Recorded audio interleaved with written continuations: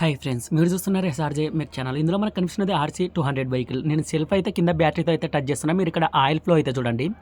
4 SIM tablets మీద ఈ can సాఫ్ట్ల మీద అయితే ఆయిల్ పడాలి. 3 సైడ్లు అయితే పర్ఫెక్ట్గా పడుతుంది. ఇక్కడ నేను వేలుతో చూపిస్తున్నాను కదా, దానికి ఆపోజిట్ అయితే చూడండి ఒక డ్రాప్ పడుతుంది, కానీ దానిపైన మన క్యాన్ సాఫ్ట్ వరకు అయితే ఆయిల్ అయితే పడటం లేదు. మనం బైక్ అయితే పూర్తిగా ఎక్కించి ఇంజన్ ఫిట్టింగ్ చేసి కూలింగ్ కూడా పెట్టినాం. కూలింగ్ పెట్టిన తర్వాత రేడియేటర్ అనేది త్వరగా ఆన్ అవుతుంది, పెట్రోల్ అనేది త్వరగా అయిపోతుంది. 4 లీటర్లు గంటలోనే అయిపోగొట్టేసి ఉంటుంది. మనకి ఎక్కడో ప్రాబ్లం జరిగింది అని మళ్ళీ మనం ఓపెన్ చేసుకుంటే ఆయిల్ ఫ్లోటింగ్ అనేది వన్ సైడ్ అనేది సరిగా లేదు. ఇదైతే పాత బటను. ఇంకా దీన్ని అయితే మనం వేయకూడదు అనుకున్నాం, ఎందుకంటే ముందుగానే మనం నీట్గా క్లీన్ చేసుకొని దాన్ని ఫిట్టింగ్ చేయడం అయితే జరిగింది.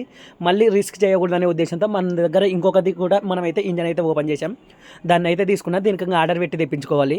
దీన్ని అయితే నీట్గా క్లీన్ చేసి మళ్ళీ ఇప్పుడైతే ఫిట్టింగ్ అయితే చేసాం. ఫిట్టింగ్ చేసిన తర్వాత మీరు అయితే చూడండి ఆయిల్ ఫ్లోటింగ్ అనేది పర్ఫెక్ట్గా క్యాన్ సాఫ్ట్ మీద అయితే పడుతుంది. 4 సైడ్లు ఇలా పర్ఫెక్ట్గా పడలేదంటే బైక్ అనేది సీజ్ అవుతుంది. ఒక చిన్న మిస్టేక్ వల్ల మళ్ళీ బైక్ అయితే మనం సీజ్ చేసుకునే వరకే వచ్చే అవకాశం అయితే ఉంటుంది.